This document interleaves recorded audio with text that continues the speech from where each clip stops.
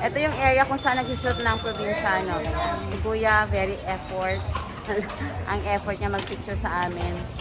Ayan, si Kuya Kulo. Si Kuya, thank you sa mga chat. Ayan, ito. Ayan, dito daw sila nag-shoot. And then, dun sa dulo, doon din sila nag-shoot. Tingnan natin. Ang sabi ni Kuya, kapag may taping, open pa rin to, kaya lang may mga guard. Kaya hindi mo rin malalapitan yung mga artists, mga actors. So, lakad-lakad lang. Ayan. Maganda na rin kasi hindi pa masyado maraming tao. Considered na weekend siya, Saturday. So, malinis. Ayan, hanggang sa dulo. Doon nila yung isang setting. Setting ng Cardo, ang probinsyano. Ayan.